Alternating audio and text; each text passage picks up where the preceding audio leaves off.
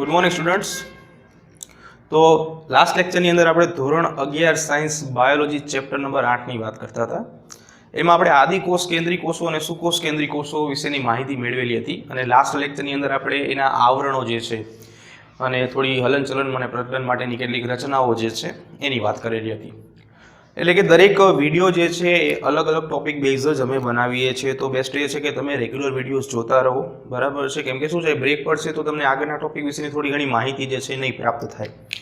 આજે આપણે હવે વાત કરવાના છીએ એવી જ કોઈ આદિકોષ કેન્દ્રી અંગિકાઓ કે જેનું નામ છે રિબોઝોમ.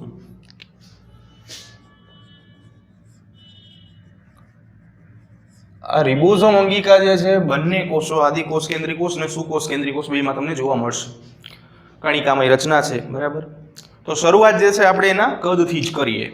તો રિબોઝોમ જે છે એનું કદ, સાઇઝ જેને આપણે કહીએ, એ 15 નેનોમીટરથી 20 નેનોમીટર સુધીનું છે. તમે જાણો છો કે 1 નેનોમીટર બરાબર 10⁹ મીટર.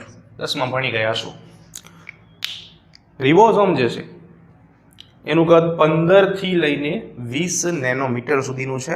એટલે આ એક વાત જે છે આપણે ખાસ યાદ રાખશું. બીજું કે રિબોઝોમનું બંધારણ શું છે? તો વાત કરીએ રિબોઝોમના બંધારણની. તો રિબોઝોમનું બંધારણ કંઈક આ રીતે છે કે 65% RNA છે અને 35% જે છે એ પ્રોટીન છે. એક શબ્દ છે RNA. પહેલા શું છે, આપણે RNA વિશેની વાત કરી લઈએ. જે પ્રમાણે આપણે DNA ની વાત કરેલી હતી એક લેક્ચરની અંદર, તમને આખું નામ કીધું હતું ડીઓક્સી રિબોન્યુક્લિક એસિડ. એવી જ રીતે એનો મિત્ર છે RNA. તો RNA નું પૂરું નામ થશે ખાલી રિબોન્યુક્લિક એસિડ. રિબોન્યુક્લિક એસિડ, બરાબર છે? અહીંયા શબ્દ છે RNA, એટલે એનું આખું નામ થશે રિબોઝોમલ RNA. રિબોઝોમલ RNA કે જે રિબોઝોમની અંદર જોવા મળે છે. RNA નો વિશિષ્ટ પ્રકાર છે જે રિબોઝોમમાં જોવા મળશે. હવે રિબોઝોમ જે છે એ આદિકોષ કેન્દ્રી કોષ અને સુકોષ કેન્દ્રી કોષ બેમાં જોવા મળે છે. તો બંનેમાં અલગ અલગ પ્રકારની જોવા મળે છે. તો એના વિશે થોડી વાત કરીએ. એટલે આ એક વાત ખાસ યાદ રાખશું કે જે RNA છે માત્ર રિબોઝોમ અંગિકામાં જોવા મળે છે અને એનું કાર્ય છે જે આપણે આગળ ચર્ચા કરશું. તો વાત કરીએ આદિકોષ કેન્દ્રી કોષ. કોષમાં રિબોઝોમ અને બીજા નંબર ઉપર છે સુકોષ કેન્દ્રી કોષમાં રિબોઝોમ. બંનેના પ્રકારો જોવાના છે. આદિકોષ કેન્દ્રી કોષ જે છે એની અંદર 70S પ્રકારની રિબોઝોમ અને સુકોષ કેન્દ્રી કોષમાં 80S પ્રકારની રિબોઝોમ જોવા મળશે. અહીંયા જે આપણે S વાત કરીએ છીએ, S છે સ્વેડબર્ગ એકમ. વૈજ્ઞાનિક સ્વેડબર્ગ દ્વારા આપવામાં આવેલું હતું. સ્વેડબર્ગ એકમ, સ્વેડબર્ગ યુનિટ પણ કહેવાય. 70S રિબોઝોમ જે છે એ બે પેટા એકમોની બનેલી છે, 50S અને 30S. જ્યારે 80S જે છે એ 60S અને 40S ની બનેલી હોય. તો તમને પ્રશ્ન થાય સ્વાભાવિક રીતે કે આ 50S ને 30S ને બેને ભેગા કરીને જો સરવાળો કરી તો 80S જવાબ આવે. તમે અહીંયા 70S લખેલું છે. એવી રીતે 60S અને 40S ને ભેગા કરી તો 100S જવાબ આવે. તમે 80S લખેલું છે. તો આ મિસ્ટેક નથી પણ હકીકત છે. કેવી રીતે આવશે આપણે અહીંયા જોઈએ. તો રિબોઝોમ જે છે એના જો આપણે બે યુનિટ લખ્યા છે, સબ યુનિટ, એક 50S અને 30S છે. તો જેમાં જે મોટો ભાગ છે એટલે કે ફોર એક્ઝામ્પલ 50S, તો આ જે છે એને કહેવાય મોટો ભાગ અથવા તો મોટો એકમ, અને આ જે છે એનો નાનો એકમ કહેવાય. આ બંને જોડાઈને સંયુક્ત રીતે 70S રિબોઝોમનું નિર્માણ કરશે.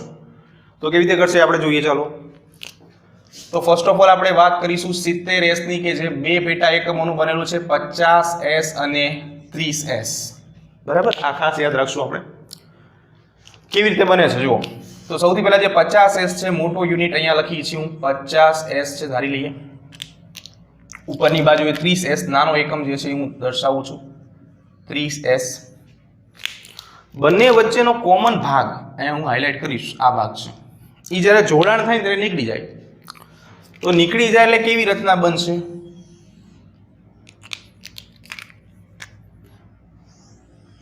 આવી રચના બનશે અને જે ટોટલ રચના જે બની છે એ છે 70s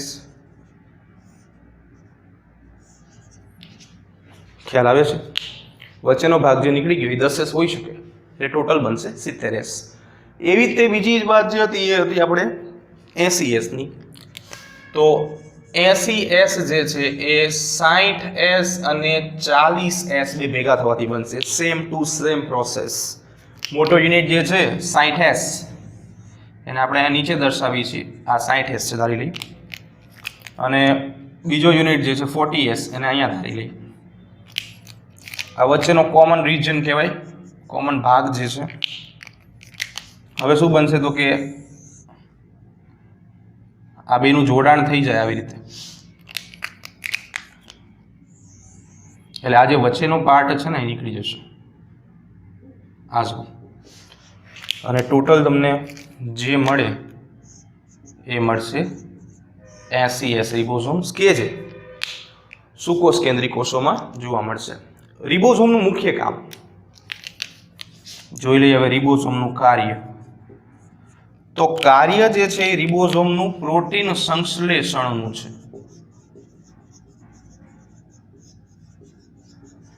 પ્રોટીન સિન્થેસિસ એટલે કે પ્રોટીન બનાવવાનું કામ કરે છે આપણું હ્યુમન બોડી છે કે કોઈ પણ સજીવનું શરીર જે છે એમાં મુખ્ય ઘટક પ્રોટીન હોય બંધારણીય ઘટક એ પ્રોટીનની જરૂરિયાત પડે આપણને તો પ્રોટીનનું નિર્માણ જે છે એ રિબોઝોમ કરશે એના માટે એને એક વિશિષ્ટ રચનાની જરૂર પડે છે જેને કહેશું આપણે mRNA આખું નામ થશે મેસેન્જર આરએનએ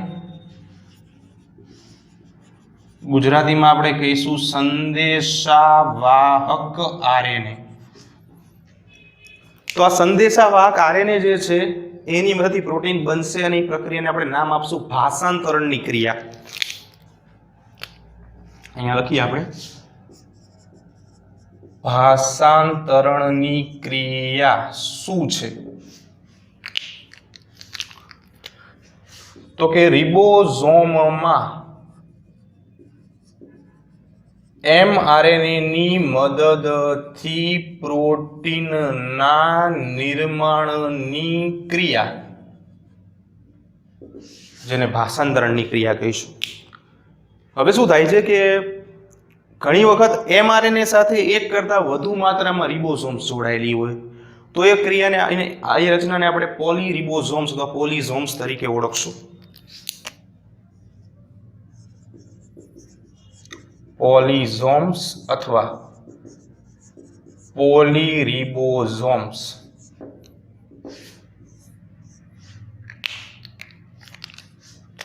એટલે કે mRNA સાથે ઘણી બધી રિબોઝોમ્સ જોડાયેલ હોય તો તેને પોલીઝોમ્સ અથવા પોલીરિબોઝોમ્સ તરીકે ઓળખવામાં આવે છે તો આ જે વાત હતી એ બધી રિબોઝોમ્સની હતી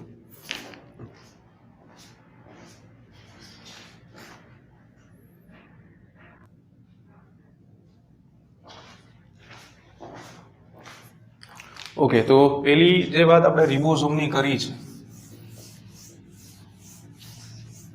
હવે આપણે આવી બીજી એક અંગિકા જે છે એના વિશે જોવાનું છે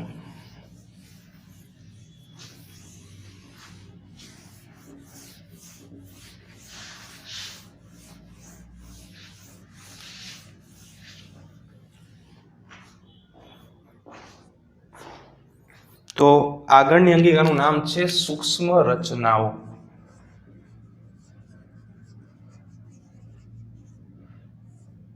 હવે આ જે સૂક્ષ્મ રચનાઓ છે એ સૂક્ષ્મ રચનાઓ શું છે ખરેખર તો પહેલી વાત એવી કરીએ કે જે આ સૂક્ષ્મ રચનાઓ છે ખાસ કરીને કોષની અંદર આરક્ષિત દ્રવ્યોના સંગ્રહનું કામ કરે છે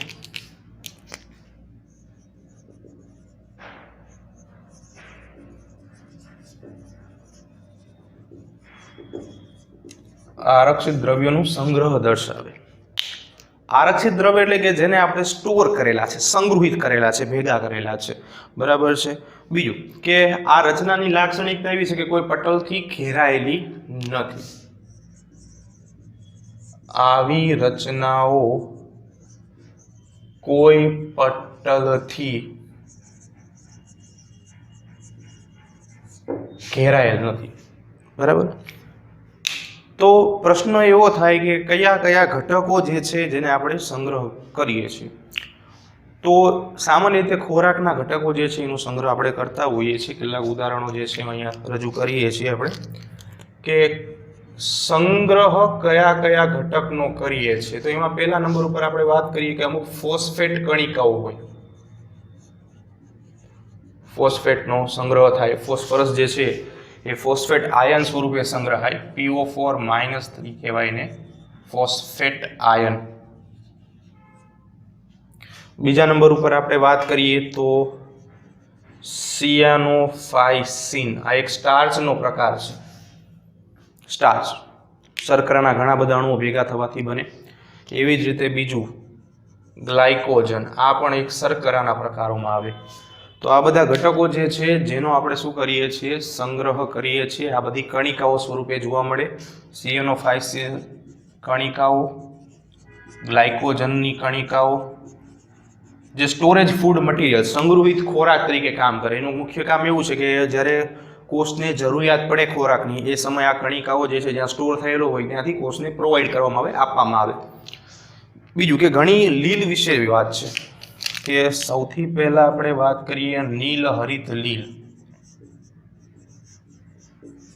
બીજી એની વાત હતી કે બ્લુ ગ્રીન આલ્ગી, નીલ હરિત લીલ. આના સિવાય જાંબલી પ્રકાશ સંશ્લેષી બેક્ટેરિયા અને એવી જ રીતે હરિત પ્રકાશ સંશ્લેષી બેક્ટેરિયા. આ બધાની અંદર બીજી એક સૂક્ષ્મ રચના જોવા મળે છે કે જેની અંદર વાયુયુક્ત રસધાની જોવા મળે છે.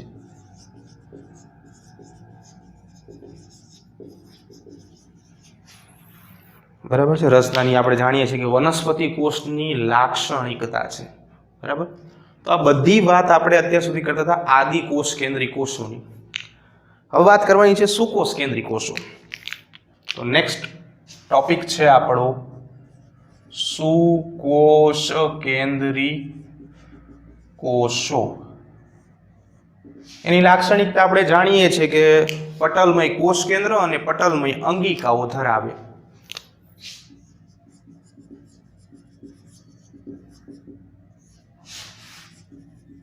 પટલમય કોષ કેન્દ્ર અને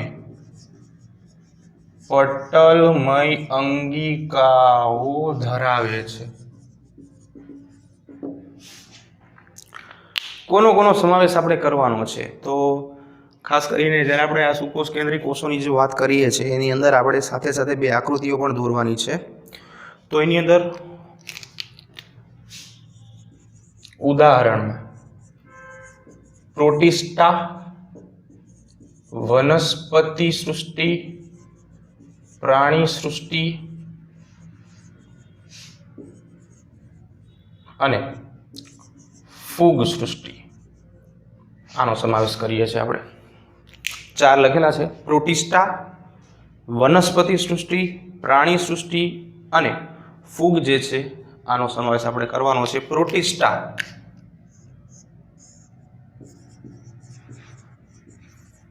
પૃથ્વી પર ઉત્પન્ન થયેલા સૌપ્રથમ સજીવો, પ્રો આદિ.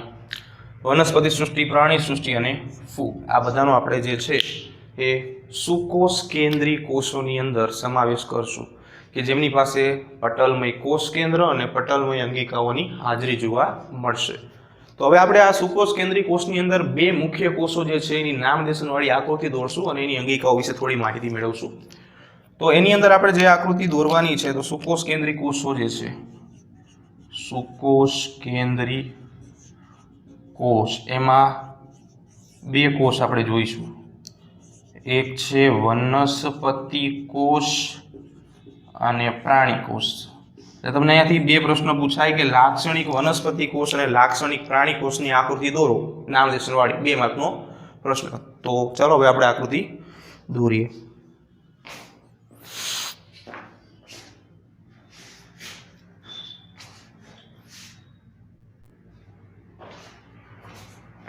તો હવે વાત કરવાની છે, આપણે 2 આકૃતિઓ દોરવાની છે, એના વિશે થોડી ઘણી ચર્ચા કરશું. આકૃતિઓ જે છે બુકની અંદર તમને આપેલી છે 3 ડાયમેન્શનમાં છે, એટલે તમે સહેલી આકૃતિ પણ દોરી શકો છો. નામદેશન સાચા હોવા જોઈએ અને આકૃતિ થોડી સ્વચ્છ હોવી જોઈએ. બાયોલોજીમાં આકૃતિ થોડી સ્વચ્છ હોય અને પૂરા નામદેશન સાચા હોય તો માર્ક્સ મળે. અને ઘણા એવા પણ પ્રશ્ન હોય કે જે તમારે આકૃતિ ઉપરથી જ વર્ણવવાના હોય, તો પહેલાં આપણને આકૃતિ સરસ રીતે આવડતી હોય તો પ્રશ્નો જે છે આપણે સારા અટેન્ડ કરી શકાય. અહીંયા આપણે બહુ ઇઝી મેથડથી આકૃતિઓ દોરાવશું. પહેલાં આપણે વાત કરીએ વનસ્પતિ કોષ દોરશું. પહેલી આપણી આકૃતિ છે એ છે લાક્ષણિક વનસ્પતિ કોષની આકૃતિ. પહેલાં આપણે લાક્ષણિક વનસ્પતિ કોષની આકૃતિ દોરી, ત્યારબાદ પ્રાણી કોષની આકૃતિ દોરશું. તો સિમ્પલ મેથડથી હું અહીંયા દોરાવીશ તમને આકૃતિ.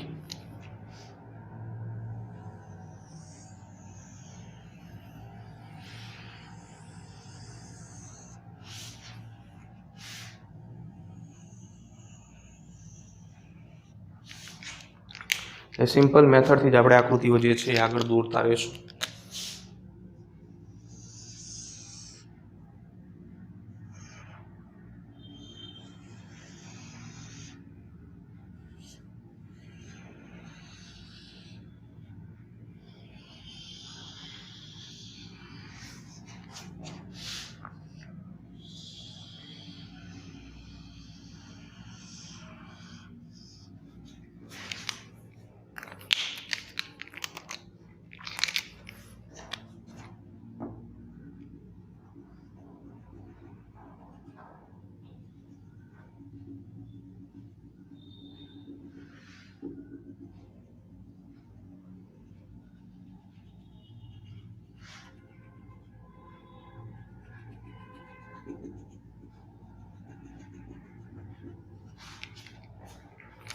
બરાબર છે. આ તો આપણે જે પૂર્વ ધારણાઓ જે છે એ બાંધી દીધેલી છે કે કઈ કઈ જગ્યાએ કયા કયા ઘટકો જે છે એ આપણે દર્શાવવાના છે.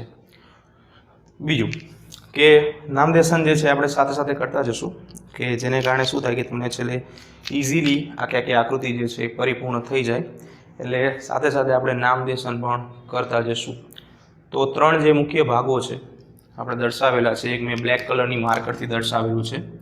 તો આ જે ભાગ છે સૌથી બહારનો એને આપણે કોષ દિવાલ કહીશું. આ જે પર્પલ કલરથી મેં તૂટક રેખા વડે દર્શાવેલા છે એ મધ્ય પટલનો વિસ્તાર છે, અને જે અંદરનો ભાગ છે એ કોષરસ પટલ છે. કોષરસ પટલ, બરાબર છે. હવે વનસ્પતિ કોષની એક લાક્ષણિકતા શું છે કે તો કે મોટી એક રસ્તાની આવેલી હોય. એટલે પહેલા આપણે સૌથી પહેલા જે છે ને એક કોષ કેન્દ્ર દોરીશું.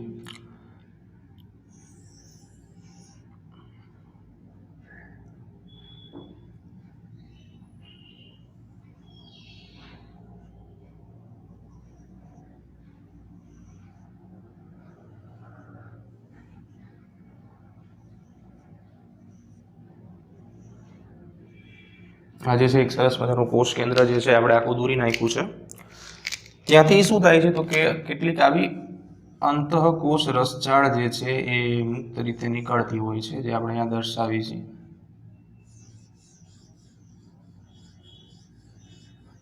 આવી જાડી જેવી રચના જે છે, આખી અંતઃકોષ રસજાળ જે છે અહીંયા આપણે દર્શાવી છે.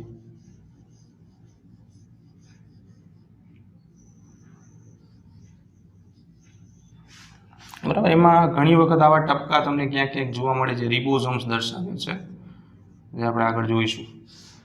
તો આ જે ભાગ છે એને આપણે સંયુક્ત રીતે કહીશું કોષનું કોષ કેન્દ્ર, અને જે આ પટલ જોવા મળે છે એને આપણે કહીશું કોષ કેન્દ્ર પટલ. આ જે ભાગ છે એ છે અંતઃકોષ રસજાળ. હવે કોષ કેન્દ્ર છે એની અંદર બરાબર છે કોઈને કોઈ જનીન દ્રવ્ય જે છે આવેલું હોય છે. તો અહીંયા આપણે એક આવું જનીન દ્રવ્ય જે છે દર્શાવીશું. રંગસૂત્ર જે છે આખે આખું હું દર્શાવું છું આમ. અને સાથે સાથે એક કોષ કેન્દ્રિકા જે છે એની પણ હાજરી જોવા મળશે. તો આ જે છે એ રંગસૂત્ર છે અને આ જે ટપ્પું કરેલું છે એ કોષ કેન્દ્રિકા છે. બરાબર. બીજું કે વનસ્પતિ કોષની મોટામાં મોટી લાક્ષણિકતા એટલે એની રસધાની.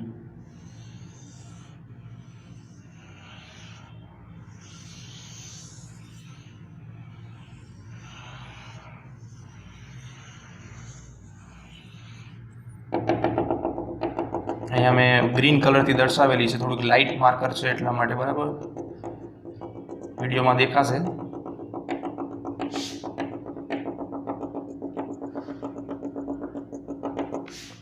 તો આ જે ભાગ આપણે દર્શાવેલો છે એ રસધાનીનો વિસ્તાર છે. બરાબર છે. ઘણું મોટું કદ જે છે એ વનસ્પતિ કોષનું રસધાની છે એ રોકતી હોય છે. હવે બીજું કે સાથે સાથે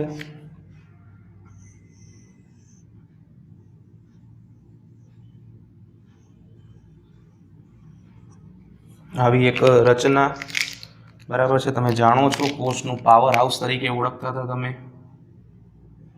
જેને આપણે કણાભ સૂત્ર તરીકે ઓળખશું. અહીંયા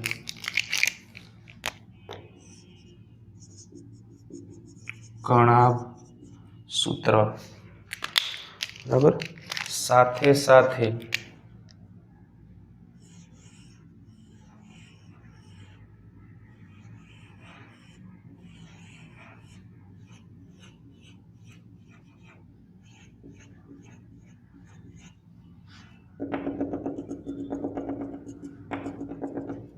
આવી રચના આવેલી હોય છે કે જેને ગોલ્ગી કાય તરીકે ઓળખવામાં આવે છે.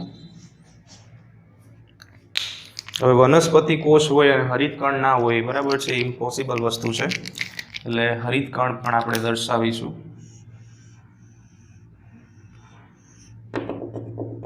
લેન્સ શેપ જેવો એક શેપ બનાવીને તમને હરિતકણ જે છે હું દર્શાવું છું. એટલે આ છે તમારું હરિતકણ, જે પ્રકાશ સંશ્લેષણની ક્રિયામાં ખૂબ જ ઉપયોગી ભૂમિકા ભજવશે.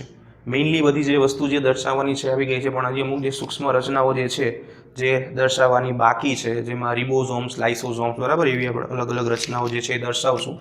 તો ફર્સ્ટ ઓફ ઓલ આપણે લાઇસોઝોમ જે છે એને દર્શાવી દઈએ.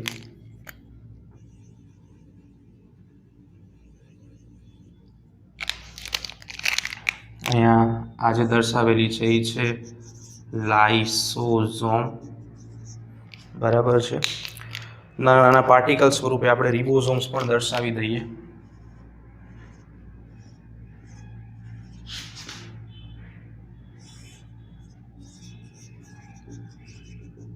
રિબોઝોમ, બરાબર છે. આ પણ રિબોઝોમ્સ છે, આ પણ રિબોઝોમ્સ છે. એટલે આ બધી રિબોઝોમ્સ જે છે એ એકદમ સૂક્ષ્મ નાની નાની કણિકાઓ સ્વરૂપે તમને જોવા મળે. કોષ ઉપર પણ ઘણી વખત કોષની અંગિકાઓમાં પણ ચોંટેલી હોય છે. એટલે રિબોઝોમ્સ આપણે દર્શાવી દીધેલી છે. બીજું કે વનસ્પતિ કોષમાં ખાસ એક આવી અંગિકા પેરોક્સિઝોમ આવેલી હોય છે. હું એને આવી રીતે દર્શાવું છું. આ અંગિકાનું નામ તમે અત્યારે સાંભળેલું હશે, પેરોક્સિઝોમ,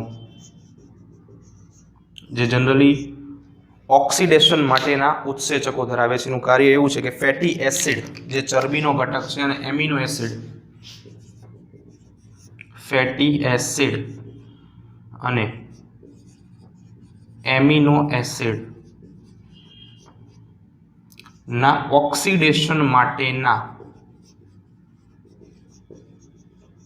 ઉત્સેચકો ધરાવે. આ પેરોક્સિઝોમ જે છે એનું મુખ્ય કામ છે કે જે ફેટી એસિડ, અને આજે આપણે આગળ જે વાત છે એ પ્રકાશ સંશ્લેષણ નામના એક ચેપ્ટરની અંદર આપણે કરવાના છીએ. બરાબર છે. બીજું કે સાથે સાથે એમાં કોષ જે છે સૂક્ષ્મ નલિકાઓ પણ જોવા મળશે. એટલે આપણે આવી રીતે અહીંયા આ પાર્ટ છે એને સૂક્ષ્મ નલિકા તરીકે ઓળખશું। આ અંતઃકોષ રસજાળ ઉપર જે મેં આવા ટપકા કરેલા છે બ્લેક કલરના, એ પણ બીજું કંઈ નહીં પણ રિબોઝોમ્સ જ છે, બરાબર। મુખ્ય બધી રચનાઓ જે છે એ આપણે આવી ગઈ છે, અને બાકીનો જે વધારાનો ભાગ છે એ તમે જે મુજબ જાણો છો કે આખે આખો કોષ રસ જે છે એનાથી ભરાયેલો હોય છે। વિસ્તાર જે છે વનસ્પતિ કોષનો કોષ કેન્દ્રથી સંપૂર્ણ રીતે આખે આખો ભરાયેલો હોય। દરેક કોષની અંદર કોષ રસ જે છે, જેને જીવરસ કહેવામાં આવે છે, એ મુખ્ય પાયાનો ઘટક છે। બધી જે ક્રિયાઓ થતી હોય વનસ્પતિ કોષ અને પ્રાણી કોષની અંદર, આ બધી ક્રિયાઓ જે છે કોષ રસની અંદર જ મુખ્યત્વે જોવા મળતી હોય છે, બરાબર। એટલે ખૂબ જ જીવન માટેનો આધાર જે છે કોષનો પૂરો પાડે છે એ કોષ રસ, બરાબર। તો બધી અંગિકાઓ જે છે એના વિશે આપણે વાત કરી નાખી છે। તો આ રીતે આપણે વનસ્પતિ કોષ જે છે એની લાક્ષણિક વનસ્પતિ કોષની આકૃતિ જે છે એ સમજી શકાય છે।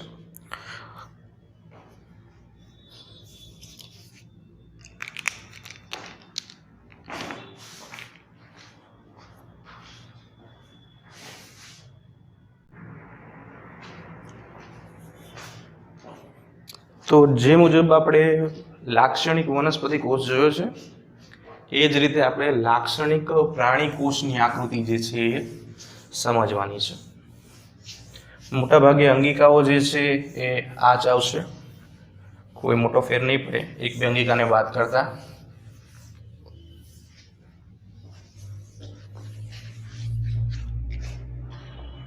તો ચાલો હવે નેક્સ્ટ આકૃતિ છે લાક્ષણિક પ્રાણી કોષની આકૃતિ। લાક્ષણિક પ્રાણી કોષ જે છે એ આપણે દોરવાનો છે। તો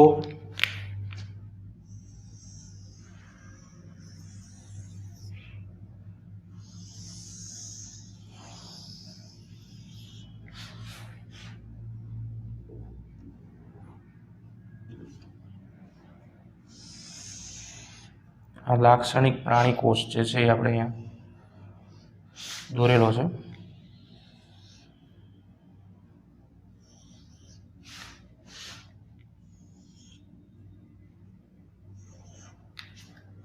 તો એઝ યુઝ્યુઅલ આપણે જે મુજબ આગળ પણ વાત કરી લીધી કે સૌથી વધારે કોષ કેન્દ્ર જે છે પેલા તો સેન્ટરમાં આપણે દોરશું। એટલે અહીંયા આપણે સૌથી પહેલા કોષ કેન્દ્ર જે છે એને દોરી નાખીએ।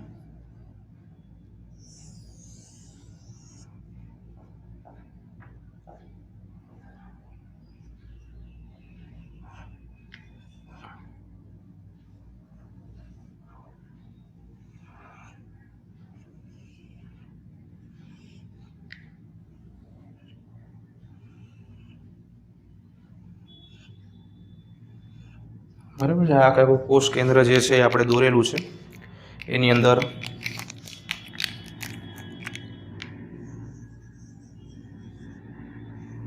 સુકોષ કેન્દ્રી કોષો છે, એટલે સરસ મજાની પટલમાં રચના હોય, કોષ કેન્દ્ર પટલ હાજર હોય, અને અંદર વ્યવસ્થિત રીતે રંગસૂત્ર ગોઠવાયેલું હોય।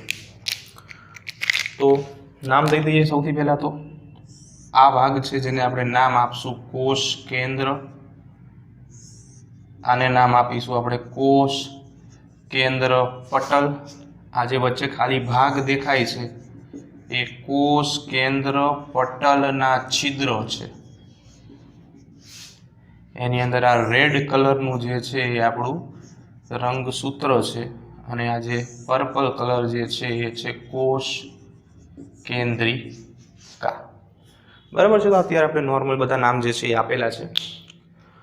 હવે અહીંયા પણ અંતઃકોષ રસજાળ જે છે એ તમને જોવા મળશે।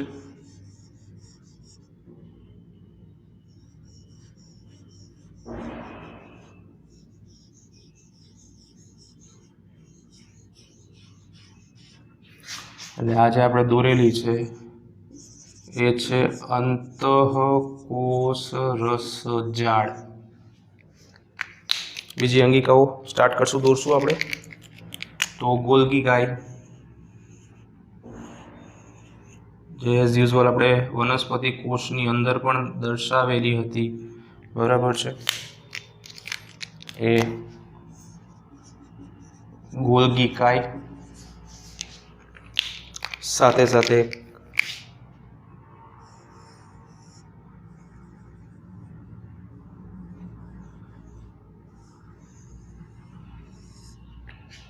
પાવર હાઉસ શક્તિઘર કે જેને આપણે કણાભ સૂત્ર તરીકે ઓળખીએ છીએ.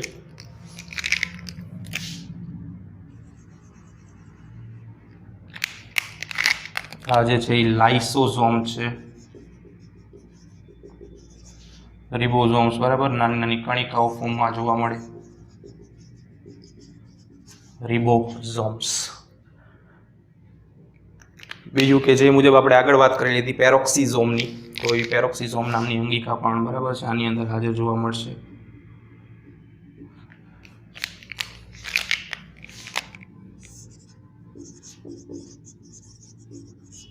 પેરોક્સિઝોમ, બરાબર. કાર્યની જરૂર નથી, આપણે આગળ વનસ્પતિ કોષની અંદર કાર્ય જે છે એ ખૂબ જ વ્યવસ્થિત રીતે દર્શાવી દીધેલા છે. આમાં એક નવી રચના તારા કેન્દ્ર, બરાબર છે, જે વનસ્પતિ કોષમાં નથી હોતી, માત્ર પ્રાણી કોષની અંદર જ હોય છે.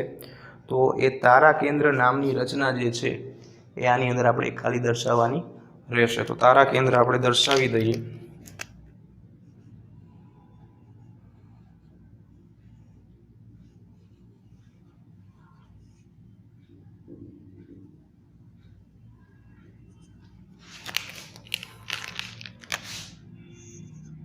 આ તારા કેન્દ્ર છે, માત્ર વનસ્પતિ કોષની અંદર ગેરહાજર, પણ માત્ર પ્રાણી કોષમાં હાજર.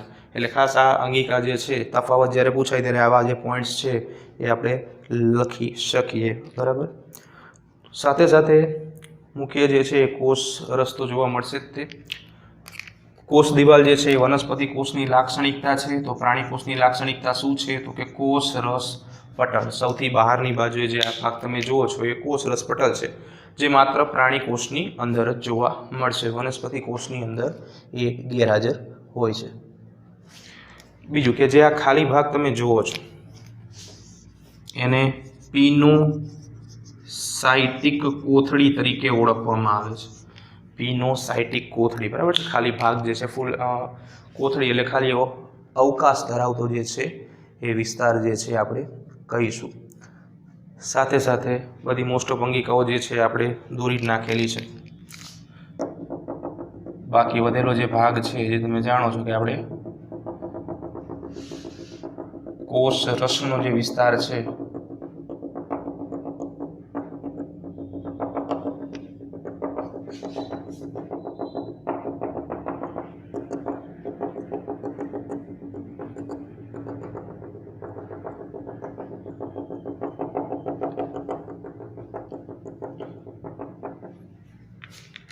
બાકીના ભાગને કોષ રસ તરીકે ઓળખશું આપણે. અહીંયા કોષ રસ. ટેક્સ્ટ બુકની અંદર તમને ઉપરની બાજુ જે છે એ આંગળી જેવા સૂક્ષ્મ રસાંકુરો પણ દર્શાવેલા છે, એ પણ તમે દર્શાવી શકો છો આવી રીતે.